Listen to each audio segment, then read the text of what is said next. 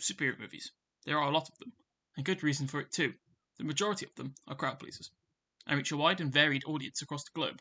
Of the superhero genre, it can be argued that no product has been as popular as that of the Marvel Cinematic Universe films. In this video, I should talk about perhaps the most underappreciated Marvel film, one that predates the MCU, 2004's The Punisher.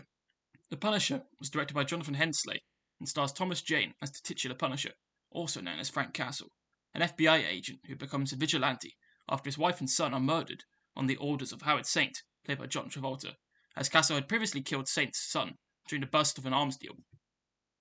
Castle, presumed to be dead, returns to exact revenge upon those that slaughtered his family. The Punisher, to me, just screams cool. It's got an awesome street-level feel to it. Castle, after all, has no superpowers to rely on, just his military training and previous combat experience.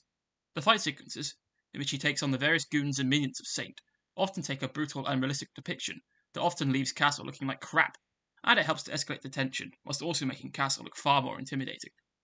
Also adding to the cool factor of this film is that it's the most WWE Ruthless Aggression era film I've ever seen.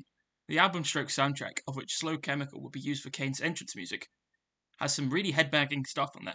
It allows the audience to feel pumped for the action, and the film score is great as well. It portrays the tragic nature of Castle's life, but also the dark sense of foreboding created by his transformation into the Punisher.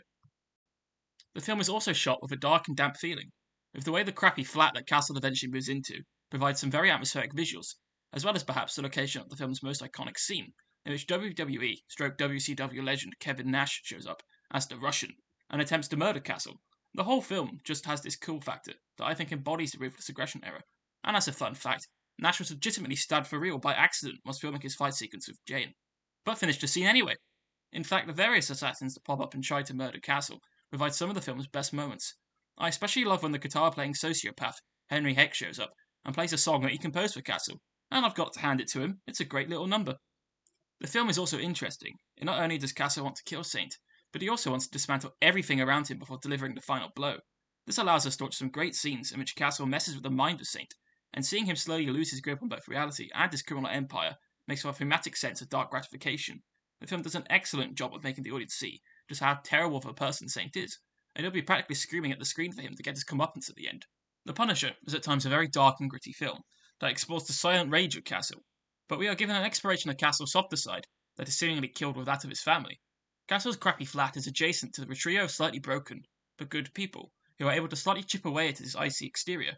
I think in the quieter moments, The Punisher is still a strong film, and when Castle's two worlds collide, drawing his neighbours into the conflict, leads to one of the film's most tense scenes. The Punisher is a great film, and one that I'll always recommend to people who want to try a superhero film that's a little different to what we have today. So, if you can, give it a go. I'm sure you'll like it. If you have seen the film, what are your thoughts? Did you like it? Did you not? Please let me know. Hi, thanks for watching. Did you enjoy the review? If so, please like and subscribe. It'll help the channel to grow. I hope to see you watching another video again sometime soon. Thanks again.